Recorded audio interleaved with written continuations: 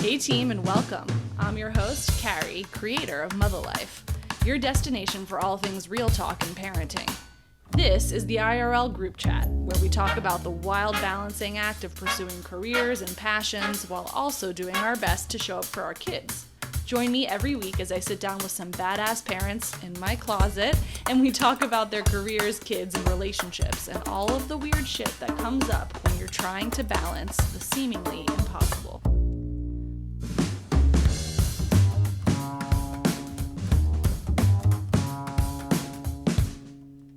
I grew up watching a little show called Wonder Years. In so many ways, it depicted the American suburban ideal from an earlier generation, right as teenagers in real life became captivated by MTV and the first Nintendo gaming console.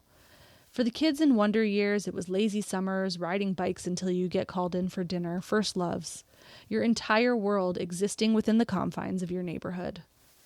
That's kind of what it felt like listening to today's guest recount his own childhood in St. Louis.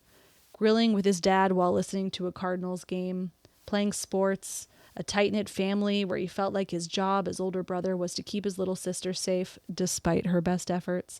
And at the same time, his career has been one that has been focused on trying to capture stories from the kids of the moment, embracing what makes young people now special, and still trying to show what good friendships look like, celebrating hijinks that feel safe at a time when so much about what kids are exploring can feel scary. Mike Caron is a TV director with more than 500 episodes under his belt, a beloved Nickelodeon fixture. He's known for his work on Henry Danger, iCarly, Zoe 101, Drake and Josh, and more. Talking to Mike was sending my brain in 5 different directions. Pining for the Wonder Years days that I never actually lived, pining for the simpler days of kids' TV where preteens were watching Nickelodeon and not Euphoria. Honestly, just pining for my original Nintendo gaming console, where all we had to do was take turns and blow the dust out of the Duck Hunter game cartridge before jiggling it into place. In the other direction, I was thinking about my kids, how in so many ways they won't have that at all, but there are going to be new things that they're experiencing, and for them, one day they'll look back on those and pine for their own simpler times. Enjoy. Welcome to the closet, Mike. Okay, thank you. We're gonna get after it. You're literally in my closet.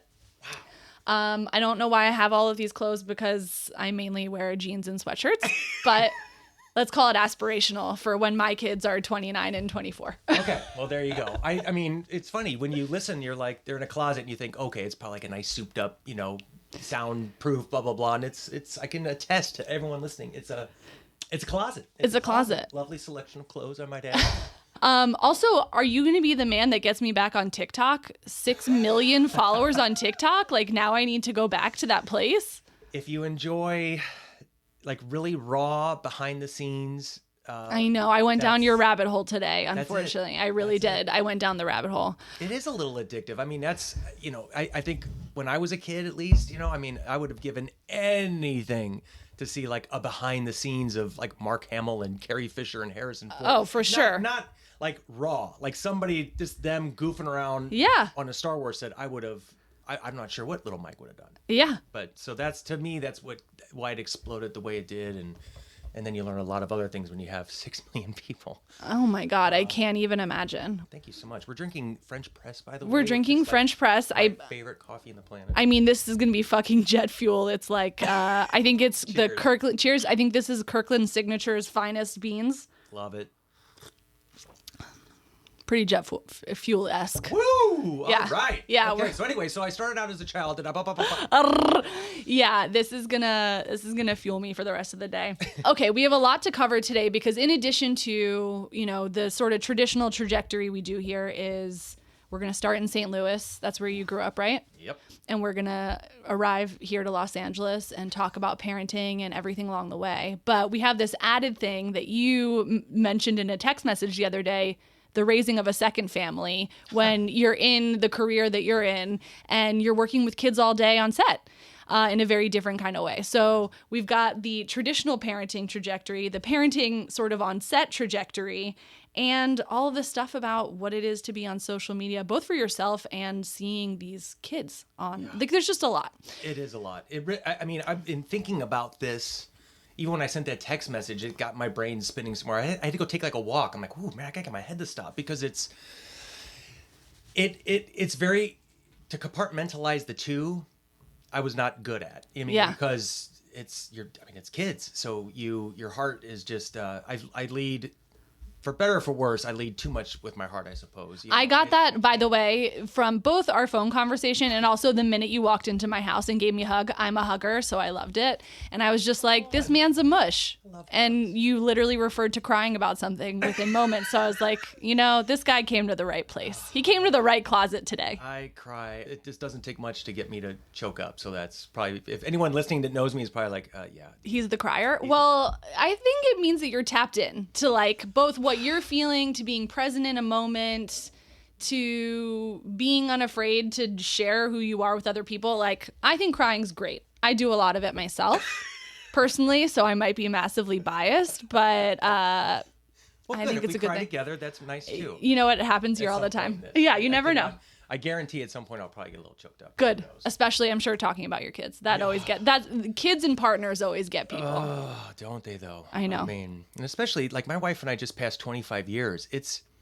And before that we knew each other about 3 years. So I mean, like we're knocking on 3 decades, and that's a lot of history. That's a lot of life. And you guys seemingly like each other still. We do. Which is so gross. It or not, she won't admit to it. It's, that person in your life that just, it's everything. Aww. So, well, I think, you, honey, if you're listening. I mean, now she'll have to.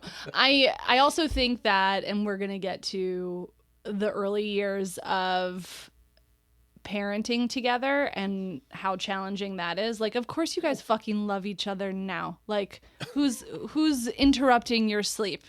Who's demanding lunches be packed? Who has to be driven anywhere? Empty nesting. I'm telling you. It looks good on you, man. I thank you. We have taken to it. Our girls have taken to it. They love it too. I bet. My one daughter right now, she's in Boston, completing her college, and my other daughter works in the industry. Go figure. Here in Los Angeles, and we don't see her very much, even though she lives just sort of up the street. But that's a good thing. There's a time. Kids are funny. There's a time in your life, especially the zone you're in right now, where it's just. It's your whole world. It's all consuming, but there will come a time when it's not. Yeah. And it's a period of adjustment, because you're like, they don't need me anymore, or I don't need them. Yeah. It's a very what's the word? Codependent relationship. Yeah. You just wait until, I don't know if either of them in their game plan is to have children one day, but should it be, you'll be back on that phone roster faster than you can deal with. Oh, tell me about it. Yes, yeah. That's, I'm regularly with my mom like, hey, what are you doing Thursday? And she knows at this point, like, I don't want to hang out with her. It's because I want to go do something and I want her to hang out with my kids, which luckily she's thrilled to be that person. But yes, grandchildren is such a, I don't know, even...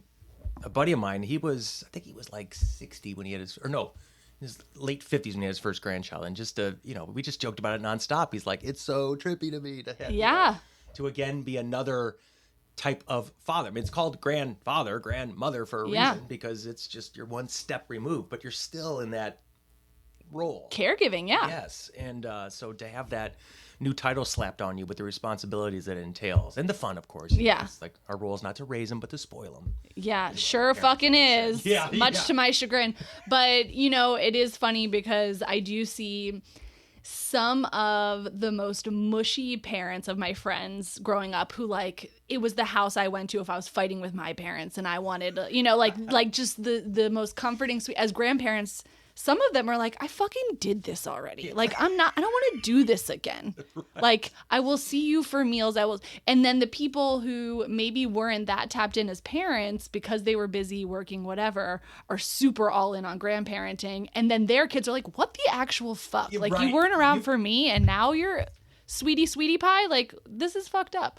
But But you're not there yet, so we won't rush you. No. And we certainly won't rush your kids. No. None of the above. We are all happy with where we are, the zones we are in. We're in good stasis. But let's do the big rewind to Mike growing up in St. Louis. St. Louis, Missouri. I grew up just outside the city. Grew up, when I look back on it, vanilla is the wrong word, but just sort of like just a nice childhood. I don't have any. How boring. Right, I know. It's like I don't. We're not mining your trauma here. No, not at all. I mean, I grew up in a Catholic. I went to parochial, grade school the whole way, St. Margaret Mary, and I went to an all boys Catholic Jesuit high school, St. Louis University High, and then from there I went to the University of Missouri. Just a very Missouri kid.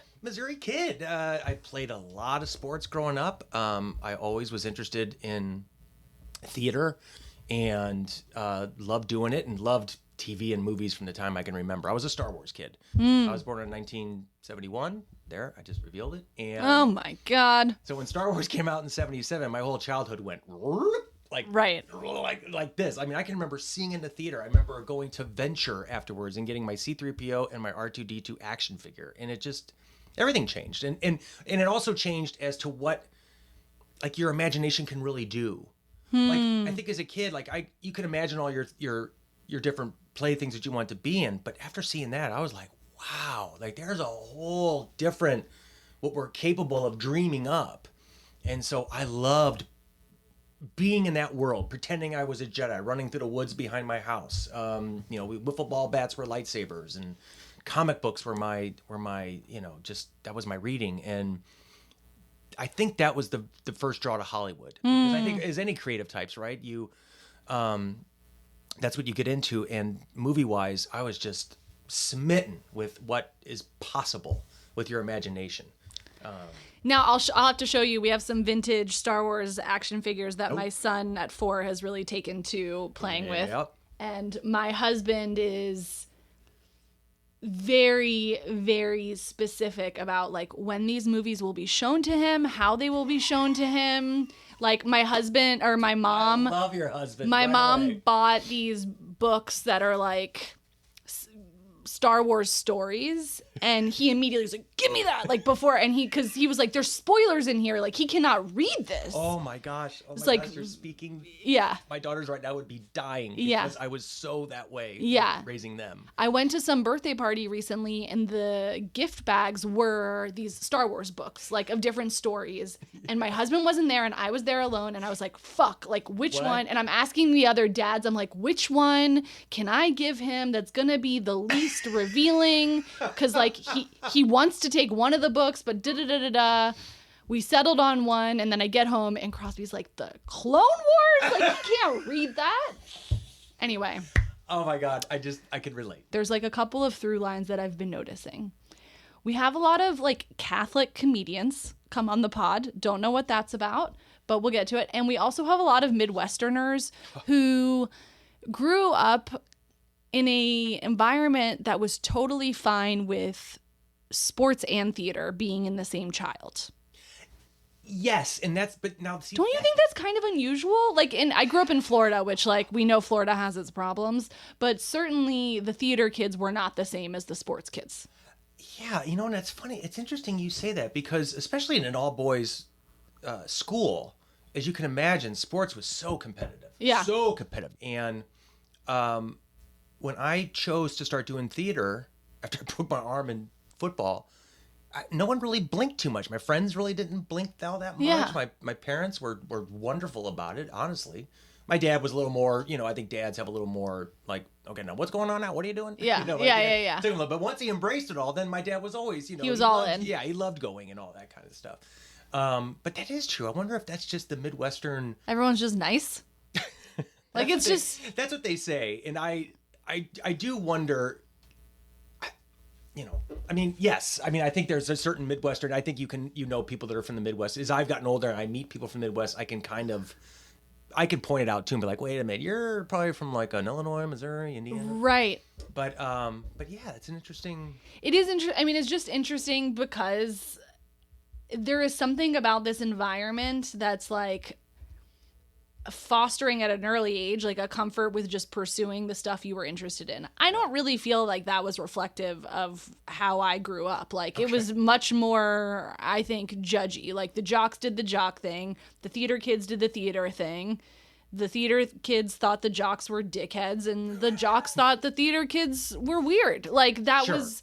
And so there is something very nice about this whole little well-rounded picture that we see from our Midwestern podcasts. Yeah, well, it's funny you say that, because now that you've got my brain spinning just a little bit. All my friends, it's not we don't have that trauma. You know, I mean, I think that some kids, even growing up in California, as I've observed, and believe me, kids TV we got a lot to slice and dice with that, but I find there's a lot of that bullying or different.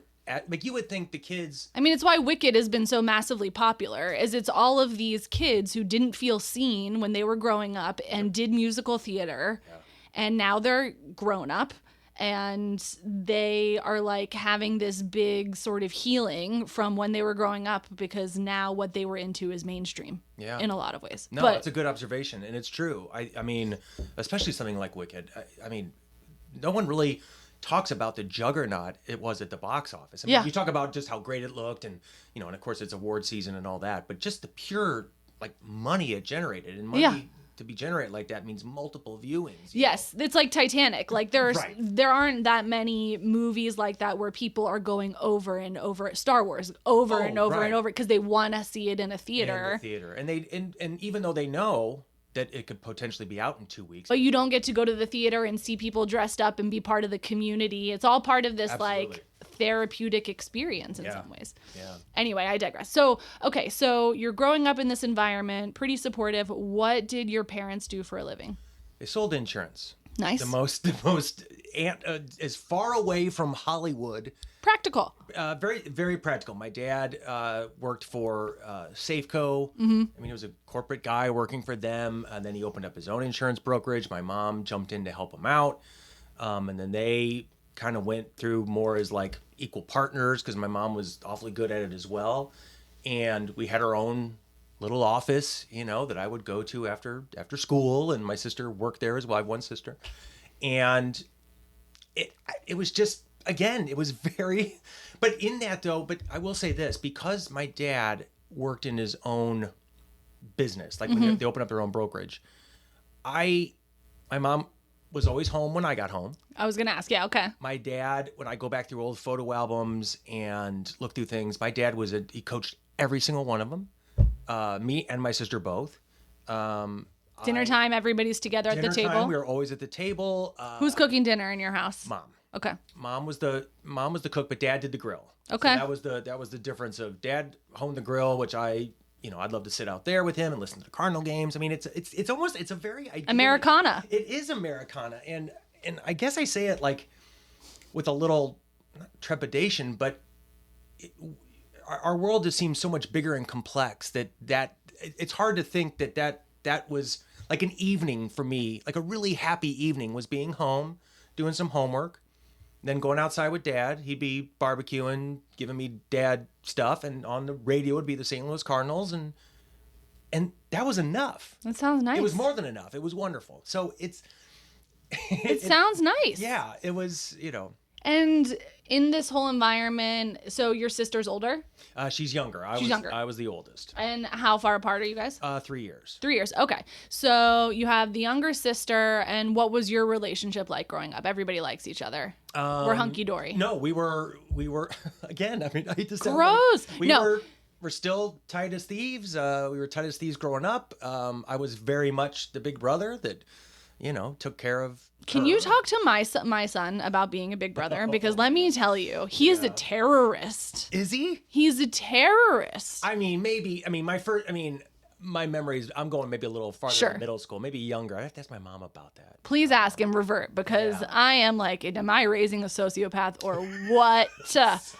But she's also becoming more of a person right now, so it could just be. I could just tell it meeting her briefly. She's actualized. She's here. Yeah. Which I don't think he appreciates very much. Oh, I can imagine. I saw that with my two girls, even though, Yeah. And my girls are so super tight. It's hard to describe how tight my daughters are. They're a hive. They share That's one so brain. cool. And they're 4 years apart. 3. 3. So that's a great. It's a great. That's what mine are. Yeah. Distance, so to speak, between siblings, because then you start getting a little older, and then you start separating big chunks of like middle school versus like college or high school. It's that's not to say you can't, but You liked it. Seems to be a good thing. Yeah. And now in Hunky Dory Town, was anybody getting in trouble for anything? Was anyone a mischief? Was everybody just my like... sister? My Okay. sister, for all the roads that I paved, my sister was a wrecking ball. It came through and, Okay. and took care So of we it have all. some classic older sibling, younger sibling behavior. Correct. And I think even back then, now that I'm thinking about it, I think that was even the beginning of a little bit of what set me up with kids television. Go on. Like is like almost like a caretaker. That kind of attitude that you're responsible. I mean, I'm related. This is my sister, but it's interesting to think about. That was the beginning of taking care of someone and making sure that, and actually like listening. Like my sister and I like listen to each other. I know it sounds like sort of silly, but No. like I knew who all of her friends were and communicated and hung with them a little bit and vice versa. But I've always had like just an understanding. I've always been called like a child whisperer. I've just always been, at like family get-togethers. I was the entertainer I'm like, I take care of the kids. I always take care of the cousins.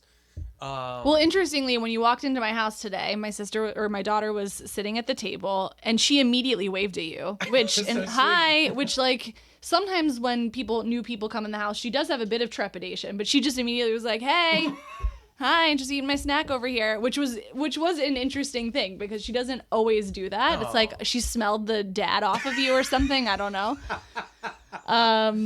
Little dad. I could smell it. So I could see that.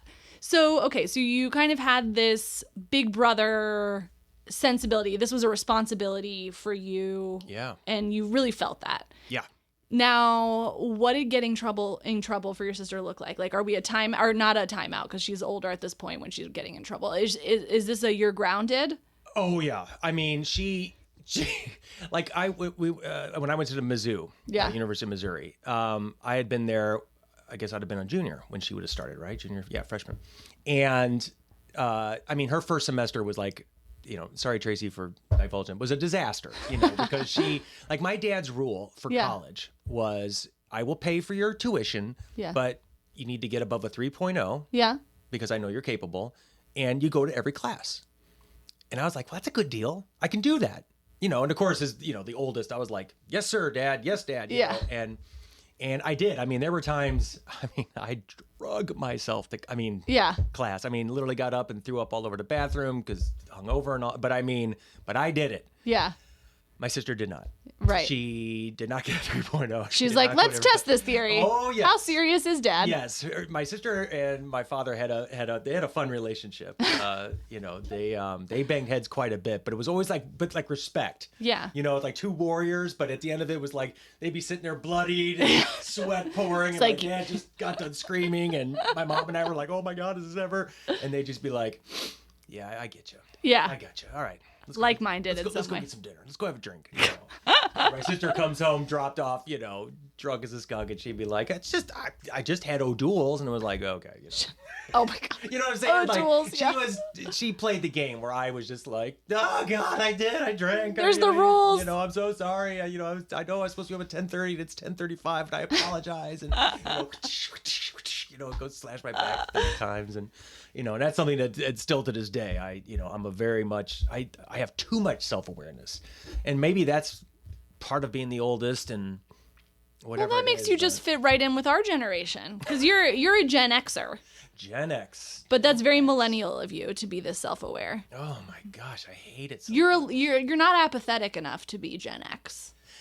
Yes, that's yeah. I know what you're saying. I do. That's funny. I'm right at where is the break? Where's the millennial Gen X break?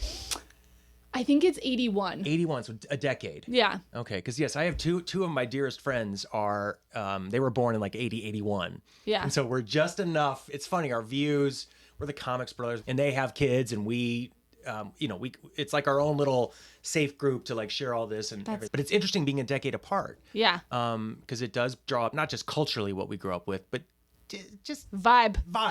The vibes. Yeah. The vibes are different. Yeah. Can't deny it. Okay, so the acting piece of this, because that's what your initial entry point was acting. I just wanted to act so bad. What was it? But what was that about? Was it about the because, Star Wars, you're driven to it because you're like, wow, look at this world building. I didn't even know you could do this sort of stuff. And that's like the sort of creative imaginative out here. Acting is a very internal, I'm going to transform and be someone else for some time. What was sort of the driving motivation there? Was it, I want to be on this stage, I want to be engaging with people, I like the feedback that I get when I'm in this environment, or just the glitz and glam of the movie business, and that was the most obvious entry point? What was it that got you into the acting piece? Let's see, you asked 3 questions, and the answer is yes, yes, and yes. All of it. Yeah. All of it. I was so in on all of it. Yeah. Not only and you know what? I mean, I think this is what happens too, and maybe this is a little bit of the Gen Z generation or whatever you want to call it, but I was good at it. Yeah. I was good at acting, and I thought, okay.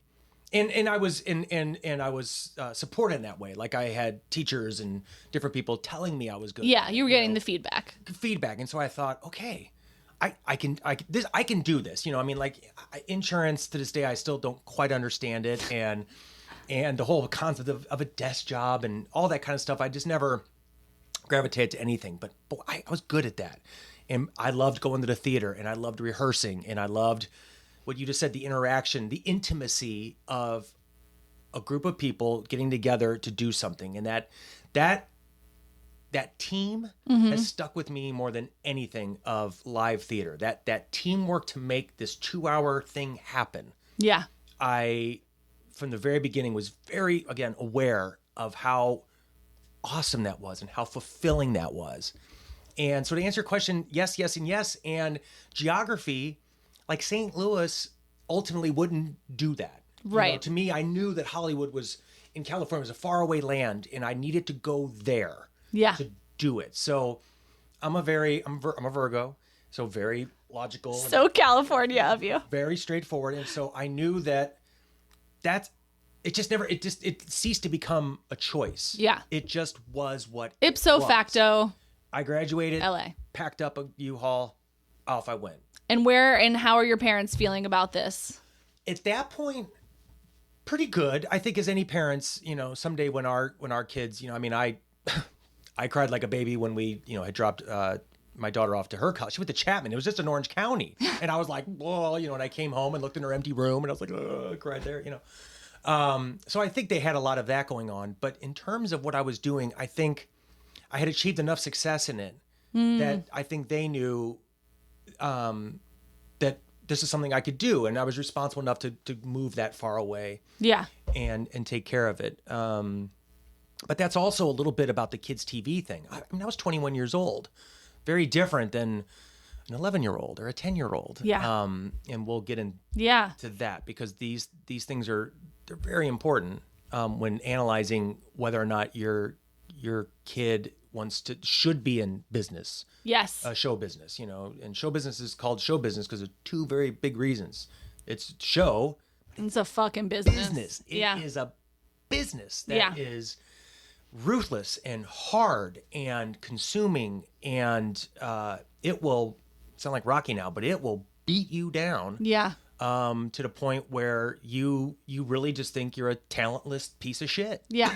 And you've got to make sure your kid's got the resiliency to be able to. Yes. Yeah. And as a 21-year-old, I had my ass handed to me for 2 years, and talk about little fish. Yeah. Now into a really big ocean where in my little, I was getting all the lead roles and whatever, but getting out here, my biggest misconception is I'm going to go to Hollywood and struggle bit role to bit role. Yeah. Oh, I would have. You would have killed to be doing that. I would have killed for bit role to bit role. You just struggle. Yeah. You just struggle trying to figure it all out. And what are you doing to pay the bills at this time? I worked at Barnes and Noble. Oh, wonderful. I worked in the storage room. Great. And it was fantastic because I could sneak out for auditions and do my thing, and plus books. My other passion's books, and so I was like, this isn't a bad gig. Yeah. But I think that was and then I got on Young and the Restless after a couple of years, and that was iconic. Euphoric. Yeah. Iconic and euphoric. Yeah. It was euphoric in, I think in your life, Charles Grodin wrote a book some years ago, and it was an acting book, and he was it was a big thing in the acting circles when I was here, and I went and read Charles Grodin, but he had a passage in there saying, now look, there's going to come a time when you're going to have to decide, this isn't for me. Like, you're going to get the signs, like, you're not booking roles, you're not going to do this. Yeah. And that's okay. Yeah. Do not be a 40-year-old, and I'm sorry if I'm insulting anyone out there, your dreams are your dreams, but don't keep pursuing, and this is any business. Yeah. If you're not succeeding in it, then stop. I mean, and that doesn't mean you're a bad person. Yeah. It just means you're not supposed to do that. And so I went through my own process of that. Yeah. And that's what led to the whole directing thing. But Young and the Restless, I always was like, oh, I can do this. Yeah. I have arrived. And it was just a recurring whatever, but still. At the time, that was a huge show. Oh my God. It was, and I mean, it still my grandma's has story. She's like, oh my God, you're on my story. I'm like, how about that? Yeah. My grandma's too. So you book that, and then you go on after that to start to experiment with different roles outside of being on camera, right? Correct. Now, you alluded to this just now, but it sounds like there was a bit of a reckoning for you where you were banging your head against a wall. Is that right? Correct. And I think, and this is the other thing I think which is so interesting about your podcast, which makes it so unique. Do you hear that, guys? So unique. No, it is unique because even when this was brought up to me and discussing it, I mean, I get a lot of, I get offers every day, Carrie. Guys, 6 million TikTok followers. Well, You're probably getting offers. About Henry Danger, Nickelodeon, and I've talked about all that, and it's wonderful. I mean, I would never not, but this talking about, as you get older, you start realizing as responsibilities build and you make these life commitments with your husband or wife or partner and then children, these commitments come into play, and your job, which was, in Hollywood, it's a very dreamy, it's like, that's, everyone's got a dream in Hollywood. These things start colliding. Yeah. And sometimes with maximum force. Yeah. And both can suffer.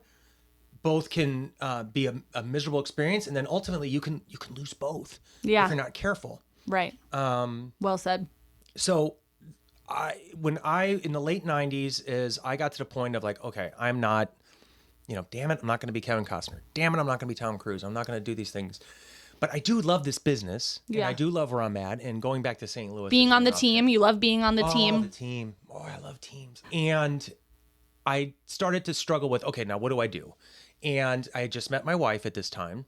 And again, that reckoning of, well, how does this work? Yeah. If I have this person I want to make this lifetime commitment with, and need to make money, we need to have a life. We both talked about children, or at least we love, our love for children and whether or not it was going to happen right away. It did. Our first anniversary, we were rocking our baby, and it was like, Jesus Christ. But Spoiler alert. And all the family, because my wife's Italian, my wife is Italian, and a deep family. And of course that was like all the talk. And it was like, no, that happened on the honeymoon in January. We got married in November.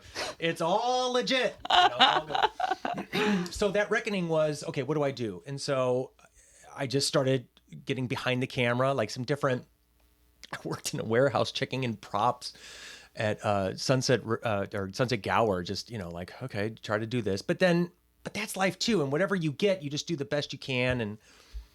And then what happens is serendipity or whatever starts coming into play.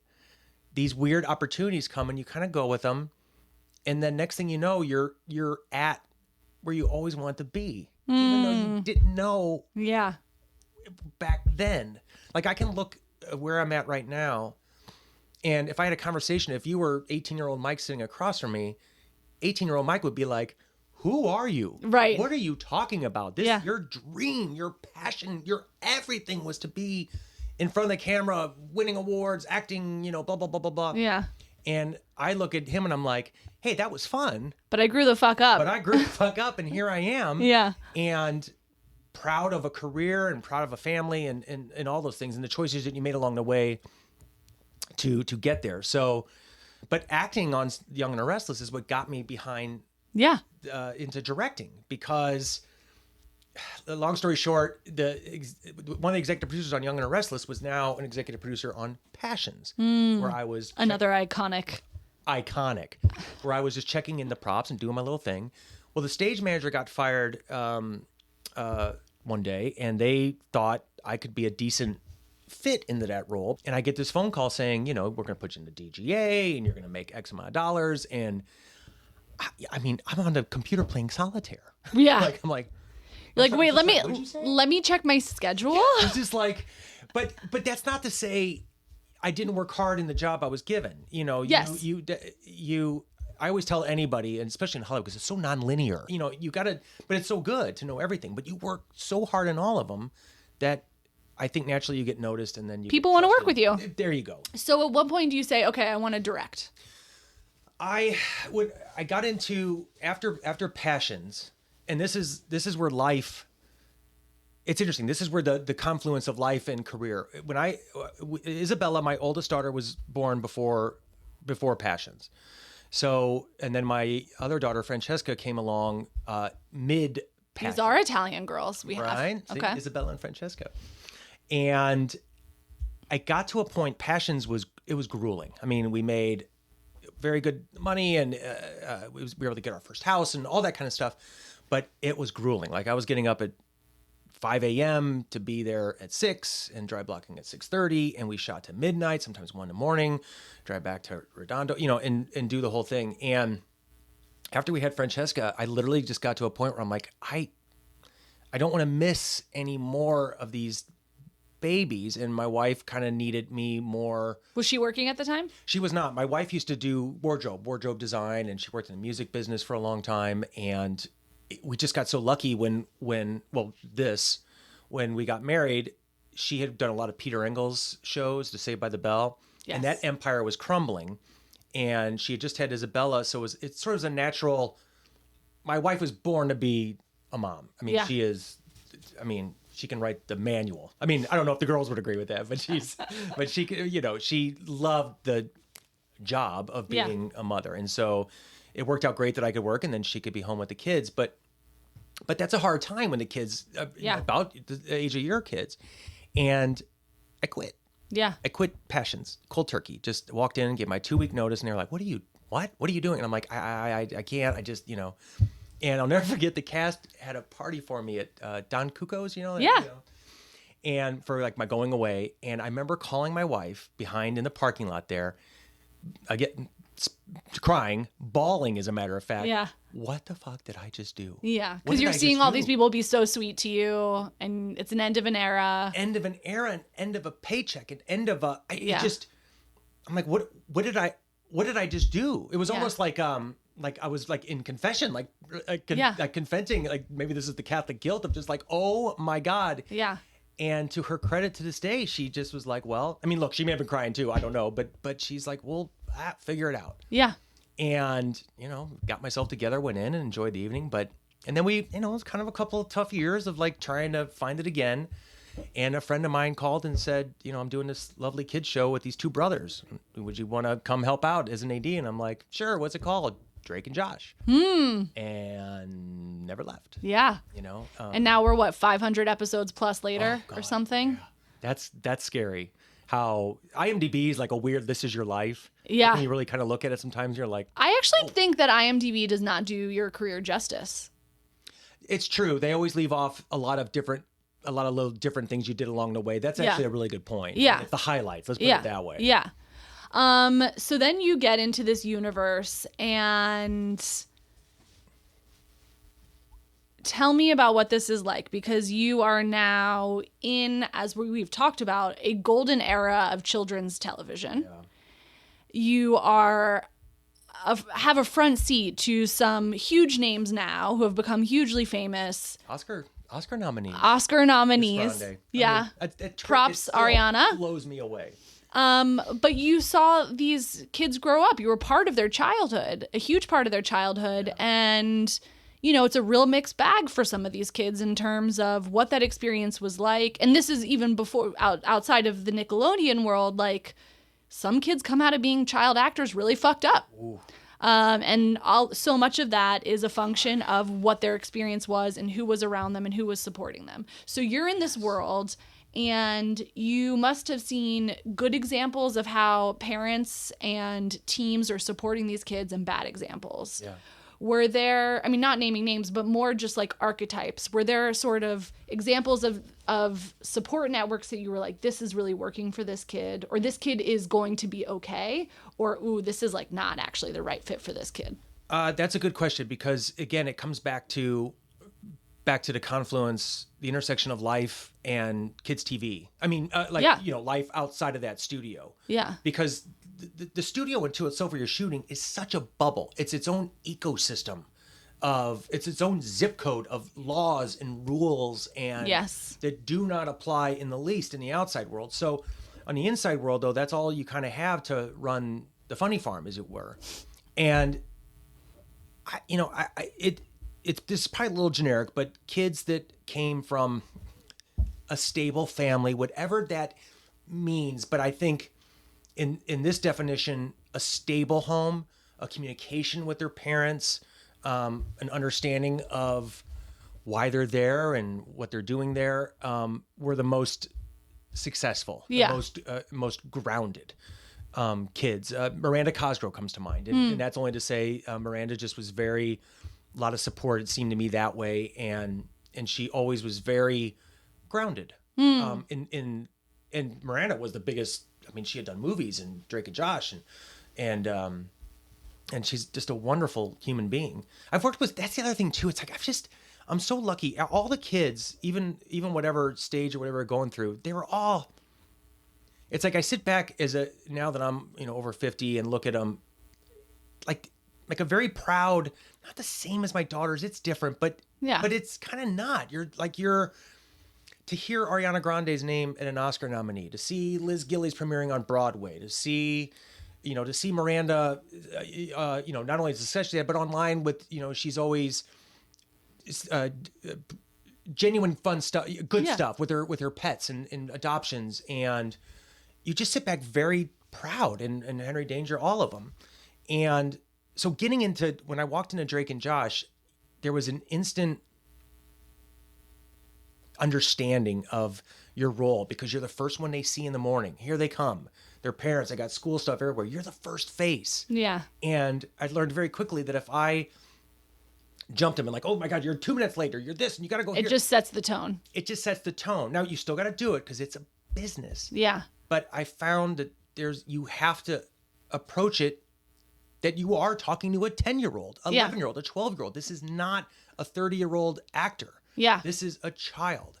And then to be the moment that changed sort of everything in kids TV for me, when I think it really dawned on me what I was doing. And this was Drake and Josh, who were lovely. The boys are, I can't say enough about them. They're, to this day, I saw Josh Peck. I was driving in Manhattan Beach the other day, and he was walking with his wife, and I stopped a car and I ran after him, and he's probably thinking, who in the holy hell is running at me, this crazy guy? And I was like, Josher, and he was like, oh my God, Mike. And first thing, how are the girls? And sweet. Just sweet, because you're all so tight. Anyway, the first, we were going to do a Make-A-Wish Day. And I had never, I barely knew, I kind of heard about it or whatever, but after our run through, we were going to do a Make-A-Wish Day.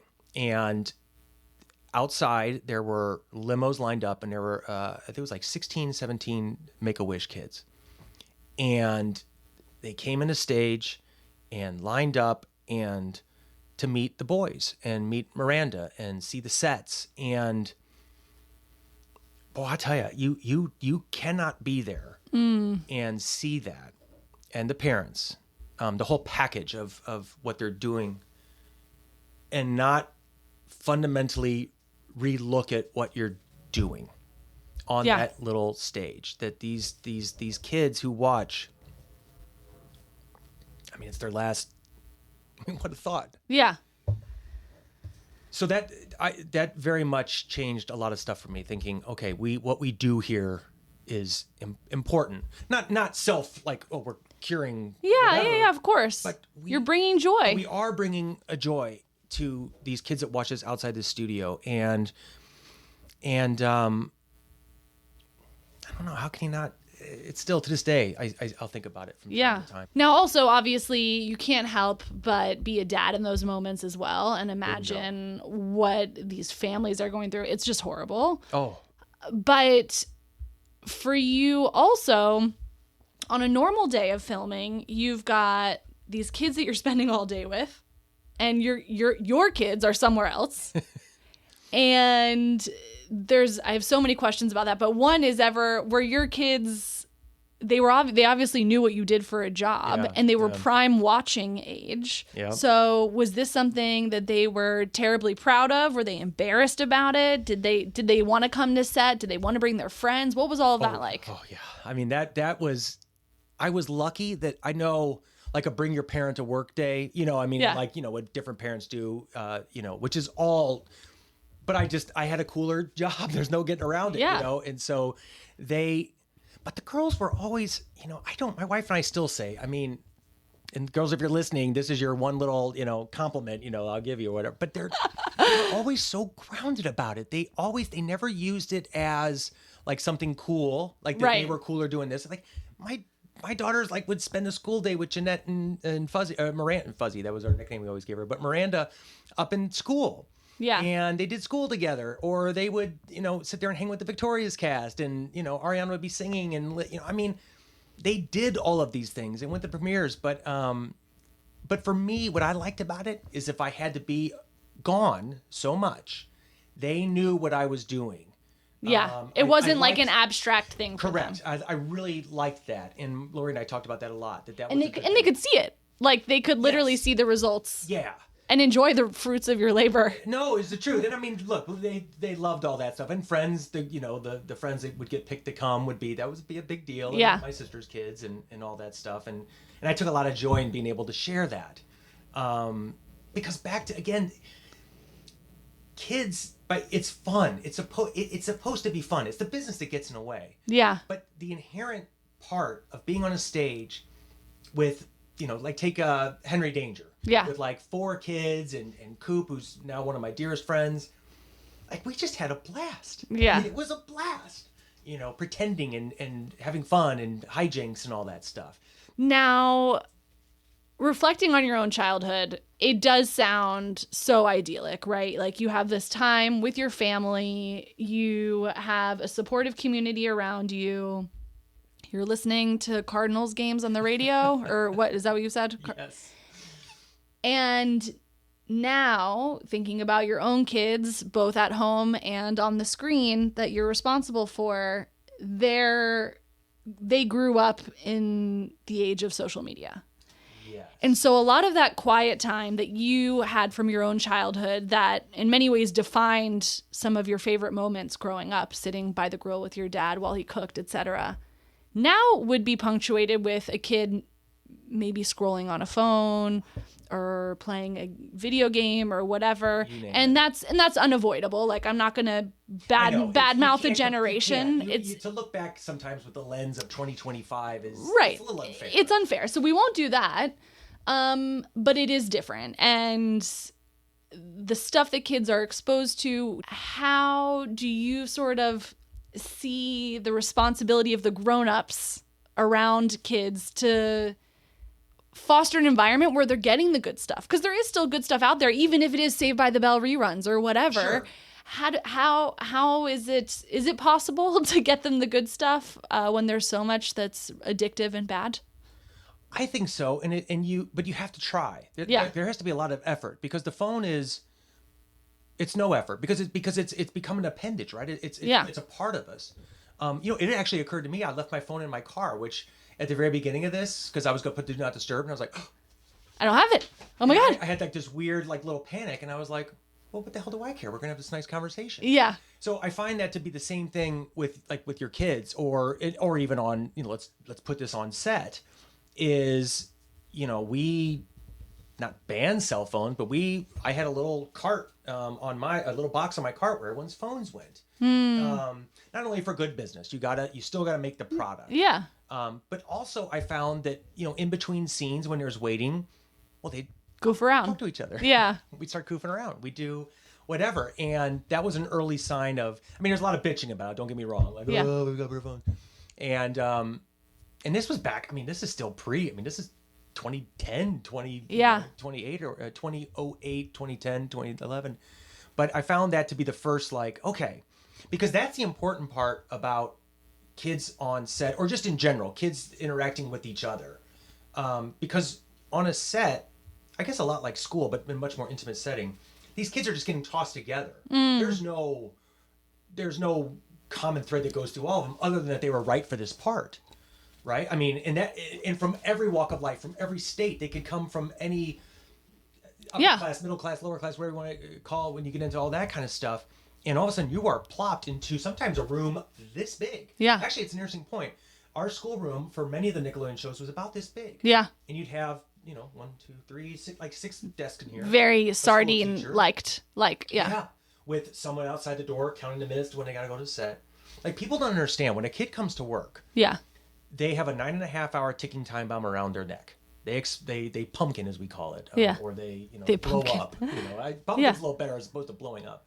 But in that 9.5 hours, 3 hours of school has to happen. Rehearsal has to happen. Notes has to be happening. Run off to do a fitting and wardrobe. Run off to do a costume test. Run off to do a makeup test. Run off to have notes. Then to do run through. It's intimidating what happens to that child when they walk through the front door. And as a parent, you don't have any. The hardest part about getting your child into the business is you do relinquish a huge part of control. Yeah. And for any parent, that's terrifying, because you have signed a business contract that your child is now going to be on this show for 3 to 5 years. God forbid it's a hit. Yeah. They could be on it longer. And a kid that's 11 years old has a very different, mindset and everything else versus when they're going through puberty and now they're 15, 16. And if that time was all spent on a hit TV show on a set, and I know I'm veering away from your No. This is great. I was going to get to this, so this is good. But this ties into even the phone and all your stuff. You relinquish that control. Some parents like to sit on set and watch, but a lot of them don't, because you can only do it for so often. This is a big thing to parents. You have to be on set with your kid or in the dressing room. Yeah. And spoiler, it's not a lot of fun. Right. And there's only so much you can scroll on your phone, so many books you can read, so many Netflix you can binge when you're just sitting there for 9.5 hours. And you don't have control. Yeah. Because the ADs have taken over everything. And that's hard. So it is, the best kids that I've seen, when they go to that dressing room, a lot of times they make that a no zone of safety. Yeah. When they go back, they can talk to their mom or dad or both if they're there, and be safe in that room. Because once they leave it, there's all kinds of other stuff. Demands on their time. Demands on their time, demands on their everything. What happens when a kid comes to set and they're just having a hard day? That is as a director, right. Or at least to me, that was the most important job I had, was that when if I could identify someone was not having a good day. Yeah. Or I knew that there was trouble with the kids, there was trouble with the cast, and somebody was just on the bad end of gossip like kids do, whatever it may be, I always made a point to single it out and then go out of my way while still doing my job and try to make them feel safe, noticed. Here, come stand by me at the point. What would you do? Here, scribble on my script. Doodle. Let's have fun. Let's joke. Because they have no choice but to be on that set in whatever mood they're in. Yeah. There's no timeout. There's no the business. It still has to keep. The show has to go on. Keeps bouncing, and that's the role I took very seriously, and that's all wrapped up into the Make-A-Wish and seeing kids going through puberty and having my own understanding of what of what that's like. I had been there once upon a time, And I made a point to do my best to make an environment that was safe, secure, fun. Because for the product, if the set's gloomy, it's really hard to make comedy. Right, exactly. And Yeah. also, and I tell try things without being embarrassed, because that's the best comedy. Yeah. Sometimes. Yeah. Kids, they're not trained actors. Yeah. They've had classes and stuff, but they don't have a lifetime of a bag of tricks and experience. Sure. Drawn. They're just very instinctual. Yeah. And so I would always be like, you show me, have fun. If you want to walk over here and do this, let's try that. So I tried to be a very inclusive director. Yeah. Now, Millie Bobby Brown recently posted something, who was on Stranger Things. For those of you who can't immediately place that name, she obviously grew up on this show. Yeah. And people have been really shitty about her sort of personal look and style lately. Brutal. That she's too mature, that she's this, that she's that.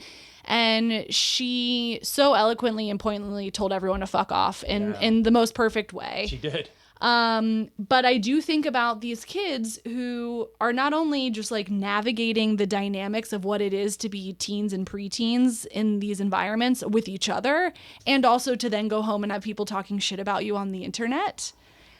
And what a clusterfuck that is as a parent to navigate.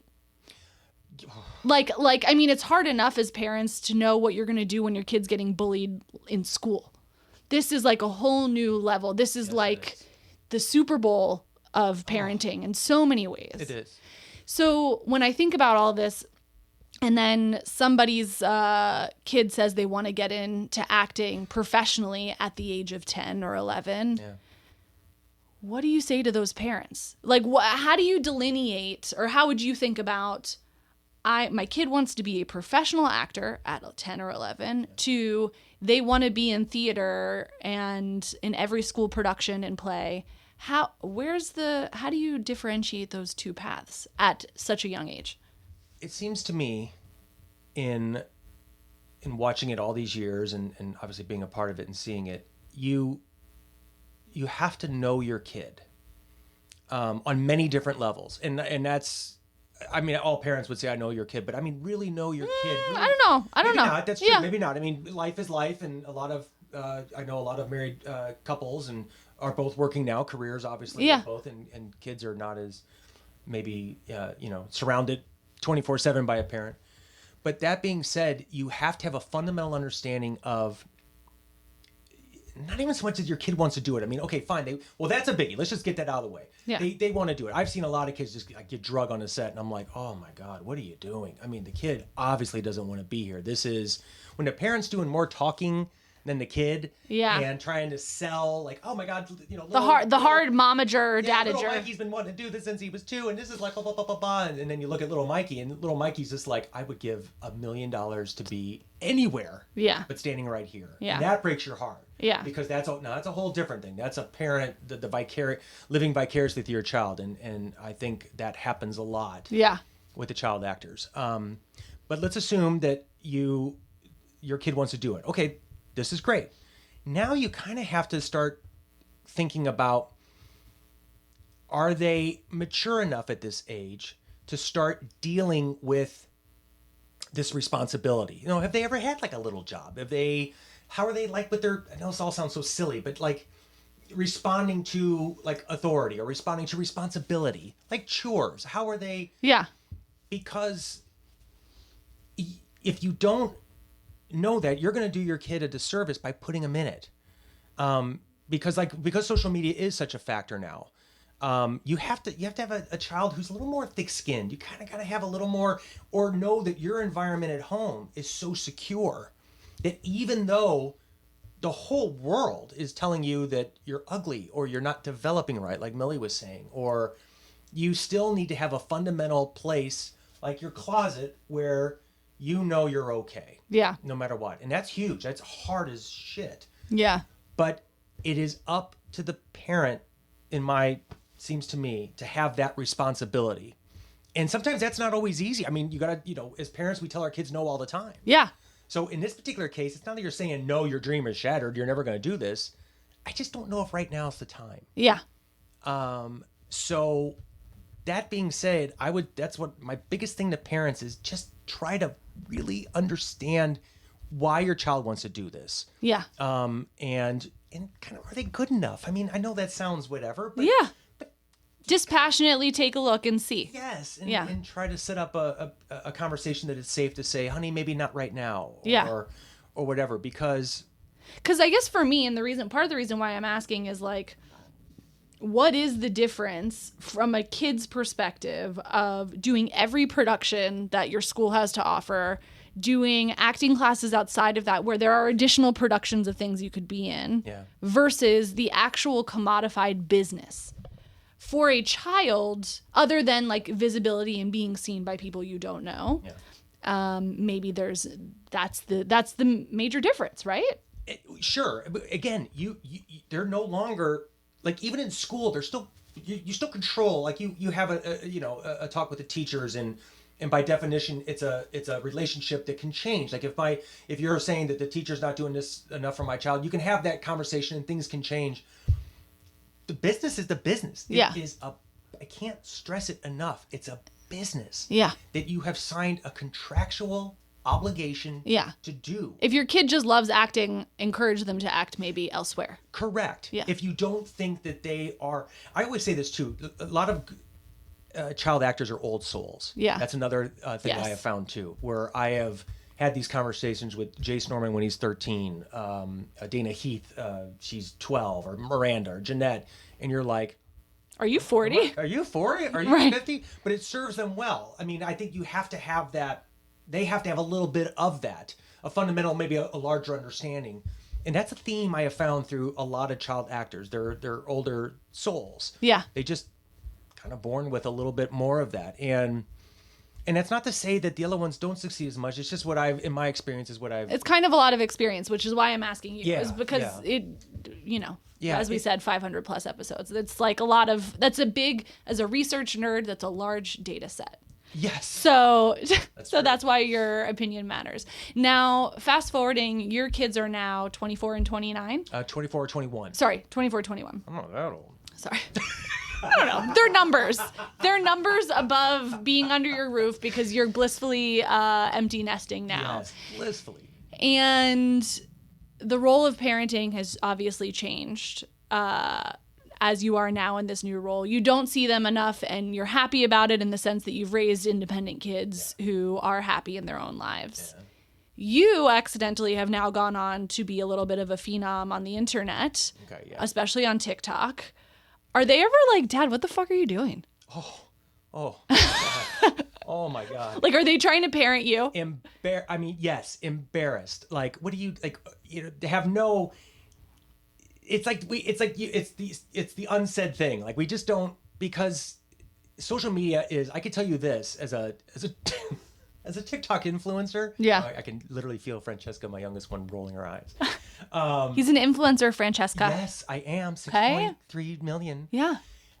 They both are just like, whatever, dude. I mean, you be you. Right. You be you. But they did give me good advice in the beginning, because when I first got going with it, the comments start coming fast and furious. Yeah. And if you interact, in good and bad. Yeah. And some of the ones where I was getting a lot of crap about these two characters that everyone wanted to ship on the show.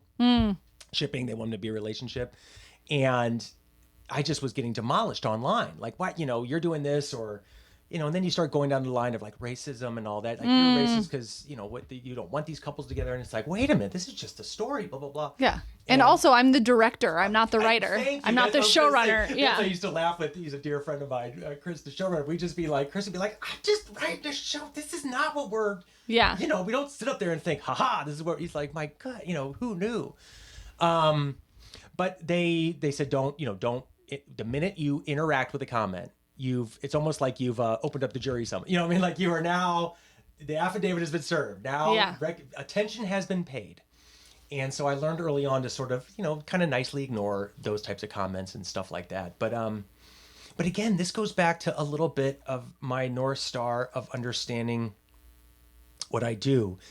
I did TikTok because I saw an emptiness with how kids interacted with our show. Meaning they watched it, That's great. And then they would see the promos, watch Henry Danger at 7 p.m. on Saturday night. And maybe they do a little scripted something that the actors didn't like doing. Right. It wasn't organic. It wasn't organic at all. Yeah. And in that particular case, that cast, we had so much fun that I thought, well, what if I, just start, behind the scenes, stuff behind the scenes. And I asked them all and promised them all, I'll never make you look. This isn't about embarrassment. This is just about showing fun. And everyone was on board, and so we started doing it. Well, the funny thing that happened on the way to the forum is I did start really engaging with the comments and started seeing where these comments are coming from. Brazil, South America, Russia, Ukraine, countries I have never been to, may never been to, but here I am in my house or on stage interacting with somebody, telling me how this show got them through depression, how this show, especially during COVID. And the responsibility we have in telling these stories, particularly in kids television, these kids, they're so young and they're so formative, and they're watching your show, and now that is giving them a basis of how they look at friendship, like we show on the show, like, between Captain Man and Kid Danger, or his best friend Jasper, and kids talking about who would never have a prayer of making it to Burbank, California to see this. And thank you so much. You've inspired me. This is now my dream to You're somebody's Star Wars. Somebody's Star Wars. And as I started getting into that, it took a lot of my time. And back to your question about the girls, Dad's just on his TikTok again. Dad's on his TikTok. And I'd be like, no, I'm responding to this kid's this. Or, yeah. And I can't tell you what a profound, how that was another change. Like how, in your life, you think when you get to especially 50, you're like, you kind of are who you are. And 50 is kind of when I started all this, maybe 49. And it again changed my fundamental understanding of this world that we live in a heap of crap that social media is.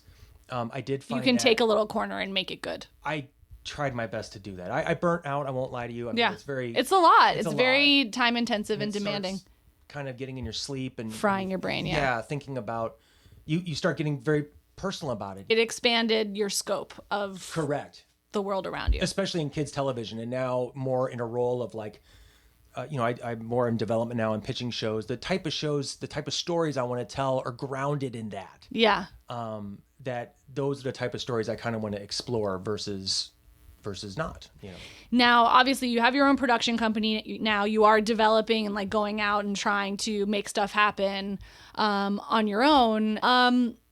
What are young people watching if they're not watching TV that is being made specifically for them? YouTube. YouTube is still but what kind of stuff is so sexy on YouTube now? Are they watching tutorial videos or skits, or what do you feel like is sort of trumping programmed scripted content that is directed at them? A lot of it is DIY, meaning like my daughter will always talk about that's how they learn different painting nails, and I'm talking maybe more girls or whatever, but like painting nails and makeup, getting ready. A lot of the influencers this is a morning in my life. Yeah. And I think people take a little comfort in seeing, okay, well, this is what they do. This, it's not you're in their home. Yeah. This is not a stage. So it's even more personal, more intimate. So you have that connection with them, as opposed to watching, I think, a show where it's scripted and everything else. I mean, look, people still love their escape, but I feel like social media, whether it's in a 30-second TikTok or short form YouTube, you're getting a very intimate experience with the person that you choose to follow. The great irony, of course, being that if we removed the social media tutorials and stuff and kids were sitting around more, they would be in each other's bedrooms watching each other put on makeup in real life. Right? Yeah, no, it's absolutely. I mean, that's my wife and I talk about that all the time. No one's right or wrong. Yeah. It's just different. And then fundamentally in the end, as parents, what Lori and I always do is, if nothing else, you're just a sounding board. Right? I mean, in knowing your kid, it's communication. And that always happened for me on directing on stage. I'm like, every season, everything, I'd gather the kids and be like, you can tell me anything. I mean, within the confines of this stage and what we're doing, meaning if if you are having a bad day, come up and whisper to me and say, look, I'm just not feeling good today, Yeah. or blah, blah, blah. Just communicate with me, Yeah. you know, and that way I can amalgamate the business with the show, with the fact that You're a human being. that you're and a kid. human being, and you're recognized, you're noticed. Yeah. And I am going to make it a part of my day to make your day better. Yeah. You know, so we can do this It's a big together. responsibility that you got, in the sense of somebody who was on recently was saying their partner would sometimes say to their kids, like, you can tell me anything. And then the kids would be like, you can't fucking tell dad anything. If I tell him what I did this weekend, he will lose his mind. Yes. So this thing of like, if you're going to say that, which you do, and you hold up your end of the bargain, like, you really have to mean it, because then you're just going to let somebody down, or they're going to learn to not actually talk to you. So it's like, if you're going to open up the line of communication, you got to be ready for what comes through it, right? Boy, that's a really, I've never really heard it put kind of like that. That's actually a really, you're right. Because you can't have rules, and that's tricky. It's very hard, yeah. Because the difference between your show family and your family is obvious. I mean, yes. You know, my daughters and my wife, that's my universe. That's me. Your work family is your work family, but they are not your kids. And I'm always, and look, if it ever goes above a point, that was the other thing too. I communicate with the parents. Yes. All the time too. It's like, you know, if someone's having a bad day on set, and, you know, I'd see the parent of Crafty on a 5 or something like that, I'd go up and just say, hey. Crafty on a 5. Crafty on a 5. That means they were taking a 5-minute break, and the parents were at the food station. Correct. And the 5 minutes was actually around 12 minutes, and the food was, you know, you just sort of grazed and, you know, but yeah. Got Crafty on a 5. And I would say to the parent, hey, I noticed this morning that, you know, John, you know, whoever's, whatever, but they told me but, you know, I'm keeping an eye on it. And they'd be like, oh, that's great. Yes. You know, without going in all the details. Yes. You know, last night we had a little breakdown, you know, a little stress, but I think they're doing better. Thank you but again, you're not dealing with vacuum cleaners. You're not dealing with car parts. I mean, these are human beings that are coming in with their own set of everything, and me included. Yeah, of course. I mean, there were days I'd come in and, you know, you don't want to be there. I don't know what all the different reasons that life gets in the way. But you have to compartmentalize, which I'm not very good at, in doing, you know? And so, but what happened, I'll tell you this, here's what happened too, is I formed this relationship with the cast. If there was a day maybe where I wasn't being all mic or whatever, you know what would happen? They'd come up to me. Be like, hey, you're off today. Bingo. Yeah. By the way, just like your actual kids would, because kids can sense that stuff. Very intuitive, right? I mean, kids they know they're more than anybody. And then all of a sudden that's a real relationship. That's a real thing between two human beings, whether one's 50 and the other is 15. But you have an understanding that this is we're going to make this as good as we can make it. I find that, you know, especially when I get when I do pilots, you know, that it's so much fun meeting the kids for the first time because they're so excited. You know, it's so a big deal. excited, and I'm so excited. Yeah, you know? Like we did Fairly Odd Parents. We did a camp the week before just to get to know each other. And, that's cute. Oh my God, it was so much fun. It makes me a kid again. You know? Well, yeah, you kind of have this unique opportunity because while your kids are out of the house and you are, quote, an empty nester, you still get to have one foot in the door of some of the best years of parenting. Yeah. Even though they're not your kids, you get to have a front row seat. And that's kind of special. And it's not to say also that, like, when the kids blow up or pumpkin and then it's just the adults, then that's fun too. Because then you can sort of take off, you know, a little bit of the guardrails, filters and stuff like that. And so I enjoy the whole process of acting. I mean, I've done some short films that were not Nickelodeon, just to explore your artistic wings and stuff like that. But I just find it to be, it's a really cool, it's a great medium to be in. Kids TV. Long may it last. Yeah. Mike, this has been so interesting, and I think one of the things that's been great about it is important for parents who, especially, we do have a lot of listeners in LA who our kids are exposed to this stuff. Yeah. For them to be thinking about these things should their kid come to them, but also just to hear like a nice, healthy set experience for these kids, because obviously in recent news there's been a lot of stuff that is less healthy and less positive, and it's good to hear a little bit of almost like a best practice of like what you do want for your kids. It's not a foregone conclusion that getting your kids involved in this world is going to be something that fucks them up. Correct. But you have to be really intentional about what you're doing and how you're doing it. And the industry's caught up too, by the way. I mean, it's a very different world than it was in 2007, 8 when I was doing Zoe and Drake and Josh and iCarly. You know, when we did Danger Force, we had a therapist available at any time for the kids. And I mean, the kids loved it. I mean, talk about another, I want that. I want a safe therapist on tap. Right? I mean, look, I'm one thing because, but I'm still the director. I still have like the authority and a remit, do my dad voice and we got to go.